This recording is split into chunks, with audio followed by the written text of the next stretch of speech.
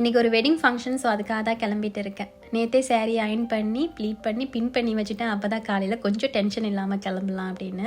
ஹஸ்பண்ட்க்கு ICT இருந்தது, so அவங்களால leave எடுக்க முடியலை. நான், தம்பி, பாப்பா, அத்தை நாங்கள் 4 பேர் தான் போயிருந்தோம். வீட்டிலேருந்து ஒரு 9 o'clock போல் டாக்ஸி எடுத்து சைனா டவுன் மாரியம்மன் கோயில் போயாச்சு. அங்கே தான் வந்து கல்யாணம். லாஸ்ட் 2 days எனக்கு ஒரு காமெண்ட், நீங்கள் ஓட் போடுறதுக்காக இந்தியா போகலையா அப்படின்னு. எனக்கு இந்தியாவில் ஓட் இல்லை. இன்றைக்கி வந்துட்டு தமிழ்நாட்டில் ஓட்டிங். நிறைய பேர் வந்து ஓட் பண்ணியிருப்பீங்க, ஒரு சில பேர் பண்ணாமல் இருப்பீங்க. நீங்கள் இன்னும் ஓட் பண்ணல அப்படின்னா மறக்காமல் போயிட்டு கரெக்டான பர்சனுக்கு உங்களோட ஓட்டை போட்டுருங்க.